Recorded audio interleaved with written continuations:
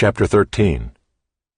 Saul lived for 1 year and then became king, and when he had reigned for 2 years over Israel, Saul chose 3,000 men of Israel. 2,000 were with Saul in Michmash and the hill country of Bethel, and 1,000 were with Jonathan in Gibeah of Benjamin. The rest of the people he sent home, every man to his tent. Jonathan defeated the garrison of the Philistines that was at Gibeah, and the Philistines heard of it, and Saul blew the trumpet throughout all the land, saying, "Let the Hebrews hear."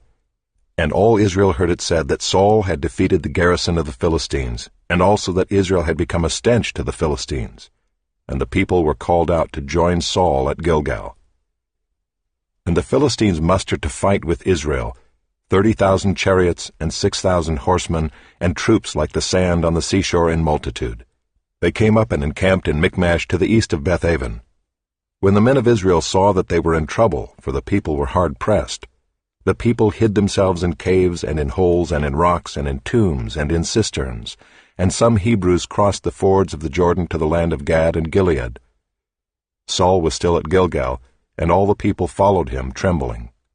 He waited 7 days, the time appointed by Samuel. But Samuel did not come to Gilgal, and the people were scattering from him. So Saul said, "Bring the burnt offering here to me and the peace offerings." And he offered the burnt offering. As soon as he had finished offering the burnt offering, behold, Samuel came. And Saul went out to meet him and greet him. Samuel said, "What have you done?"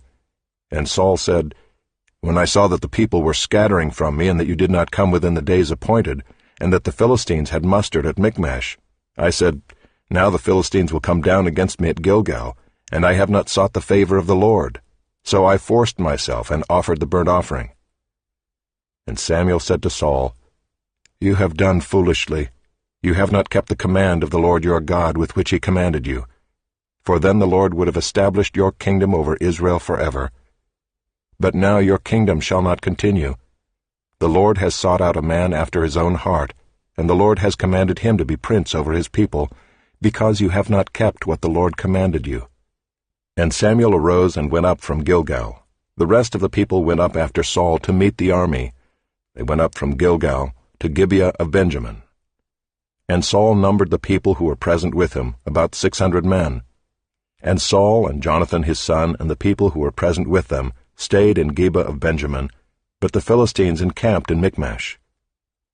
And raiders came out of the camp of the Philistines in 3 companies.